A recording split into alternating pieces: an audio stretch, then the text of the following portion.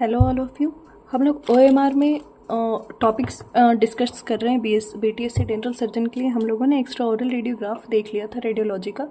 Extra oral radiograph में एक और टॉपिक रहता है हमारा ओपीजी। ओपीजी रह गया था, हम लोग अभी ओपीजी फिनिश करेंगे एक्स्ट्रा ओरल रेडियोग्राफी का। ओपीजी क्या है? एक अनऑब्स्ट्रक्टेड व्यू है of a region in every direction. एक अनऑब्स्ट्रक्टेड व्यू है हर डायरेक्शन में किसी एक रीजन का।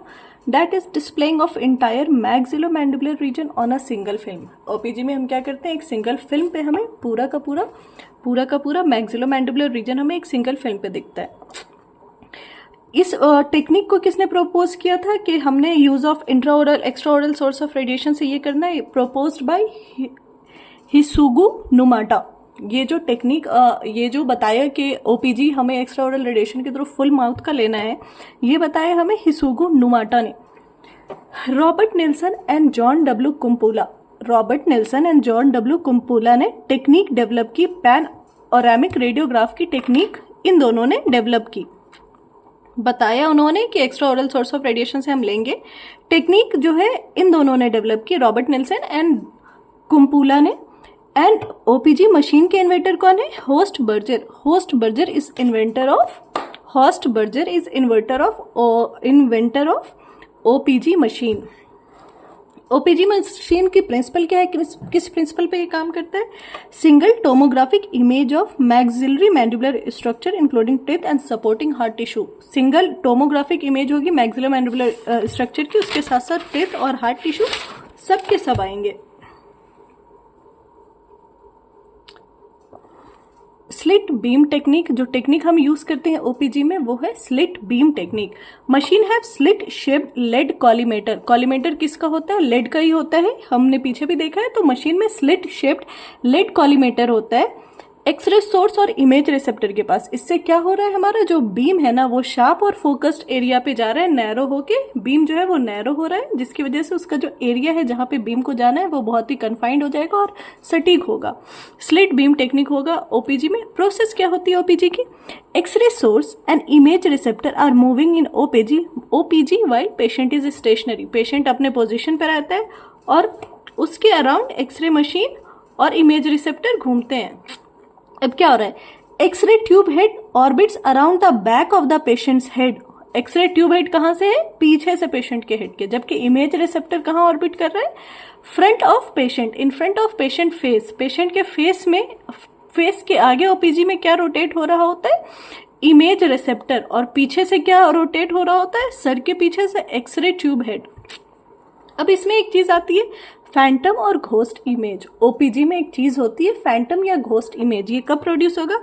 Structures near the x-ray source are so modified that they are not seen as discrete images of resultant radiograph.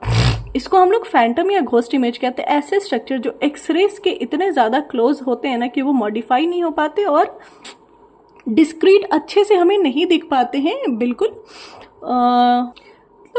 Distinct is separate नहीं दिख पाता है अच्छे से, वो बहुत ही क्लैरिफाई होके नहीं दिख पाता है रिजल्टेंट रेडियोग्राफ। वो हो गया फैंटम और घोस्ट। पेशेंट की पोजीशन क्या होगी ओपीजी में? तो हम यहाँ पे Frankfurt horizontal plane and mid line aligners in machine help to position mid sagittal plane and horizontal plane of patient. तो कौन कौन सा प्लेन हमने मिल रहा है? Frankfurt horizontal plane, mid sagittal plane, ये दोनों यूज कर रहे हैं हम लोग ओपीजी के लिए, ठीक है। और उसके साथ साथ जो पेशेंट का टंग है ना उसको रूफ ऑफ द माउथ में टच कराते हैं सो दैट जो डॉर्सम ऑफ टंग होगा वो रेज हो जाए और मैक्सिलरी टिथ अच्छे से विजुअलाइज हो पाए ओपीजी में। एक टर्म है फोकल ट्रफ। फोकल ट्रफ क्या है? Focal trough is simple circular rotary movement with a single center of rotation produces a curved circular focal trough. Focal trough are those where anatomic structures are reasonable when appreciated on final radiograph. Also called as image layer या 3D curve zone. Focal trough को हम लोग image layer या 3D curve zone भी कहते हैं। ये are those where focal trough वो एरिया जहाँ पे जो एनाटॉमिकल स्ट्रक्चर्स होते हैं ना वो काफी अच्छे से अपीयर होते हैं, अच्छे से अप्रिशिएट हो सकते हैं। फाइनल रेडियोग्राफ पे हमें देखने को मिलता है फोकल ट्रफ ऑब्जेक्ट और image outside the focal trough appears magnified, reduced और डिस्टॉर्टेड। इमेज में कुछ भी गड़बड़ी आ जाएगी जो फोकल ट्रफ के बाहर प्रोड्यूस होंगे। इंडिकेशंस क्या क्या है ओपीजी के?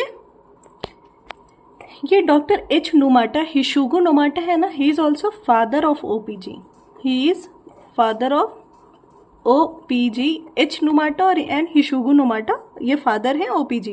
इंडिकेशंस में क्या क्या होगा ओपीजी के? हमने आईओपीए इंट्राओरल पेरियापाइकल रेडियोग्राफ के सब्स्टिट्यूट में लिया ओपीजी। टूथ की डेवलपमेंट, मिक्स डेंटिशन, एज, इन सब का पता करने के लिए हम लोग ओपीजी लेंगे।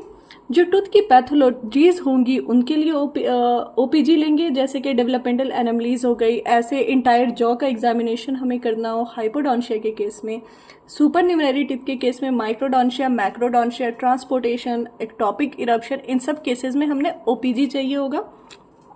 डेंटो एल्विलर ट्रॉमा का केस हो, पेरियापाइकल पैथोलॉजी हो जैसे कि रेडिकुलर सिस्ट के केस में, टूथ डेवलपमेंट का असेसमेंट चिल्ड्रन में एज की एस्टिमेशन के लिए, मल्टीपल एक्सट्रैक्शन से पहले या फिर कोई रेसिडुअल लेफ्ट रूट पीस हो एक्सट्रैक्शन के बाद। एल्विलर बोन की पैथोलॉजी के लिए हम लोग ओपीजी करेंगे, जैसे कि एल्विलर बोन लॉस हो रहा हो जनरलाइज्ड पेरियोडोंटाइटिस के केस में तो ओपीजी करेंगे हम लोग। फर्केशन इन्वॉल्वमेंट, बोन क्रेटर्स, इन सब के लिए ओपीजी करेंगे। ऐसी पैथोलॉजीज जो बोन के सराउंडिंग में आसपास से उनके लिए ओपीजी करेंगे हम लोग, जैसे कि मैक्सिलरी मैंडिबुलर या जाइगोमैटिक बोन फ्रैक्चर है ओपीजी होगा। ओडोंटोजेनिक या नॉन ओडोंटोजेनिक सिस्ट्स ट्यूमर्स है उनके लिए, किसी भी सिस्ट के सर्जरी से पहले, किसी भी पैथोलॉजी का जो प्रोग्रेस कैसा है या फिर पोस्ट ऑपरेटिव बोन हीलिंग कैसी है सर्जरी के बाद फॉलोअप के लिए करेंगे। इम्प्लांट से पहले ओपीजी करेंगे हम लोग।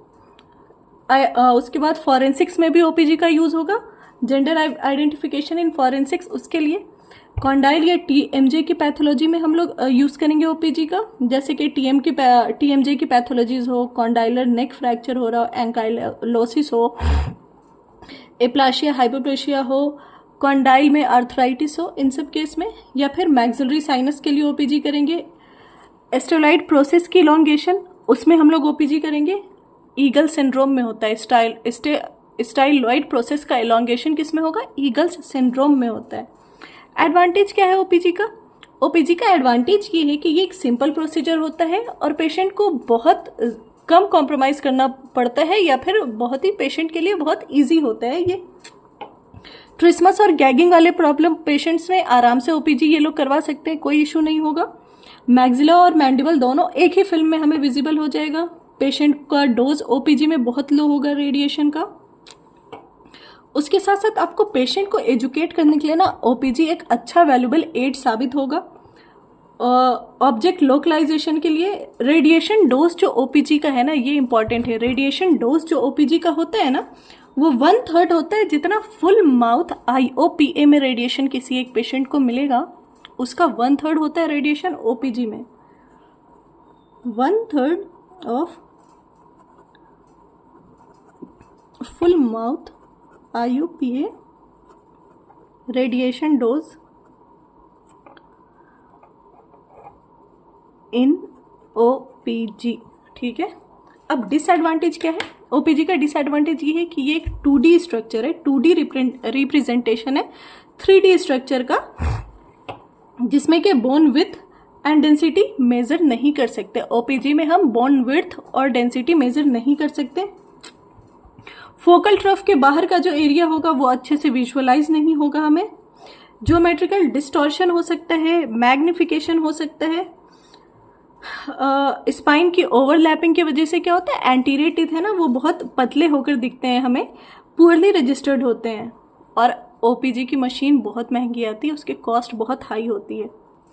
अब ओपीजी लेते समय कुछ एरर्स हो सकते हैं ओपीजी में। तो एरर्स ऑफ ओपीजी, पेशेंट के रॉन्ग पोजीशनिंग की वजह से वो देखते हैं। पहला है घोस्ट इमेज का प्रोड्यूस होना ओपीजी में। ये क्यों होगा? Produced when a radio dense object is penetrated twice by beam. जब बीम से ट्वाइस 2 बार कोई रेडियो डेंस ऑब्जेक्ट पेनिट्रेट हो जाए तो घोस्ट इमेज का फॉर्मेशन होगा ओपीजी में। रिवर्स स्माइल अपीयरेंस ओपीजी में कब आएगा? When chin is position to high और टिप्ड अप। अगर चिन पेशेंट का बहुत ऊंचा है या अप साइड है तो वहां पे रिवर्स स्माइल अपीयरेंस आएगा।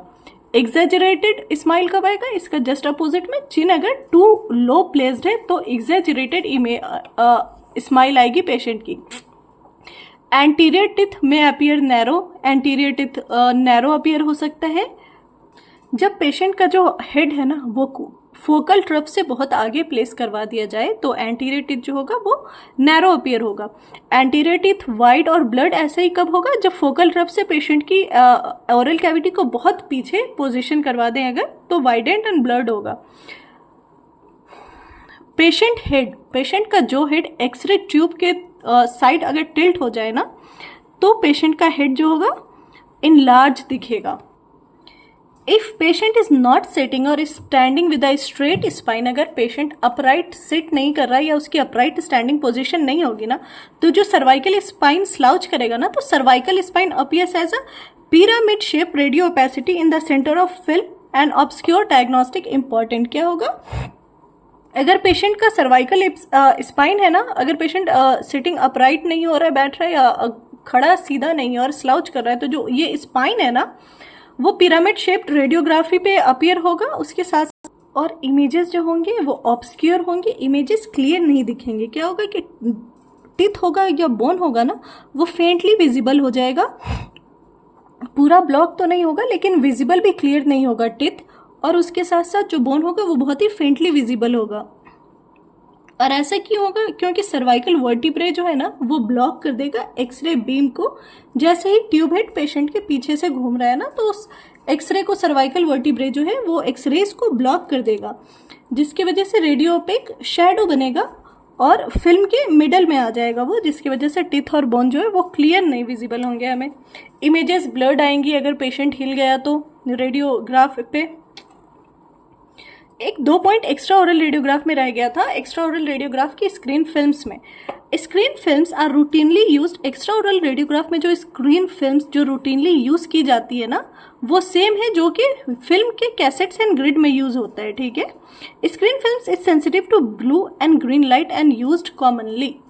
Screen films are routinely used in this, which uses film cassettes and grids, and screen films sensitive to blue and green light are commonly used. Extra oral radiograph हमारा finish हुआ। अब हम लोग खत्म करेंगे अभी systemic oral manifestation of systemic diseases. Okay.